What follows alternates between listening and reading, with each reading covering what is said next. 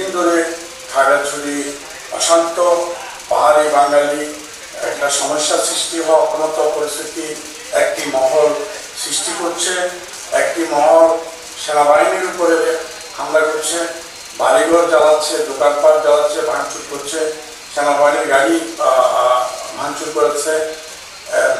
তাদের ব্যাপারে আমি তাদের সতর্ক হতে হবে, এতে কোনো উস্কানিতে কেউ পা না দিয়ে যাতে কোনোভাবে পাহাড়ি বাঙালি দাঙ্গা না হয়, মারপিট না হয়, সে ব্যাপারে আপনারা দায়িত্ব পালন করতে হবে, ভূমিকা পালন করতে হবে।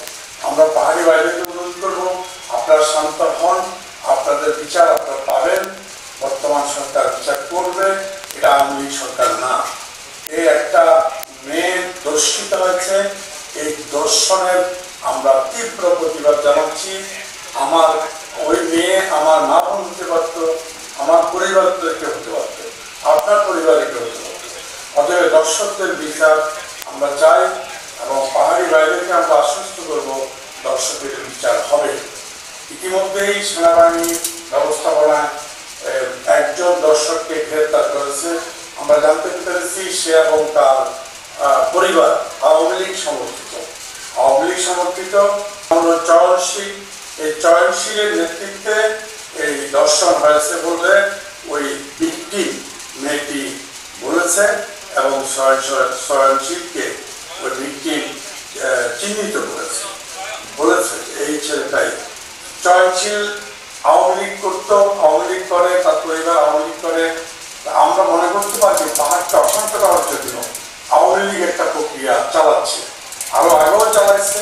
এই যে আজ থেকে 6 মাস 8 মাস আগে, আবার এখনো আবার নতুন করে ইলেকশনের আগে আগে, দুর্গাপূজার আগে আগে একটা অশান্ত পরিবেশ তৈরি করার জন্য আওয়ামী লীগ একটা ষড়যন্ত্রে লিপ্ত হয়ে উস্কানি দিয়ে দিচ্ছে, র্যাপ করাচ্ছে, বা এইটা করলে পাহাড় উত্তপ্ত হবে, পাহাড়ি বাঙালি মানে মুখোমুখি হবে, তাহলে আমাদের মানে মানে তারা ফায়দা নেবে।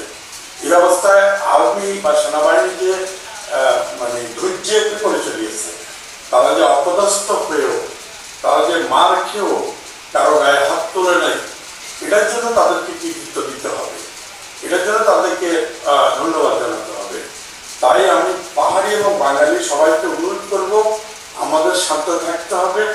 এই পাহাড় আমাদের, এই এলাকায় আমরা বসবাস করতে হবে। এই এলাকা যদি অশান্ত হয়ে যায়, এলাকা যদি ক্ষতিগ্রস্ত হয়ে যায়, আমরা কি নিয়ে থাকবো, কিভাবে বসবাস করবো? আপনিও বাজারে যেতে পারবেন না, আমিও বাজারে যেতে পারবো না। আপনিও চলাচল করতে পারবো না, আমিও চলাচল করতে পারবো না। এই যে আগামীকাল হরতাল, অবরোধ, এই আপনার যাতায়াত বন্ধ, আমার যাতায়াত বন্ধ, আপনার হাট বাজার বন্ধ, আমার হাট বাজার বন্ধ। আপনার পণ্য বাজার নিতে পারবেন না, আমার পণ্য বাজার নিতে পারবো না। তাহলে আমাদেরকে না খেয়ে মুক্ত হবে। এই অবস্থা থেকে আমাদেরকে আইন মেনে, বিচার মেনে, প্রশাসনকে মেনে আমি পাহাড়ি বাজারকে অনুরোধ করবো, ধৈর্য ধরুন, আমরা আপনাদের পাশে আছি। আমরা এই বিচার আমরাও চাই, আমরা আপনাদের সাথে সামিল, এই বিচারের দাবিতে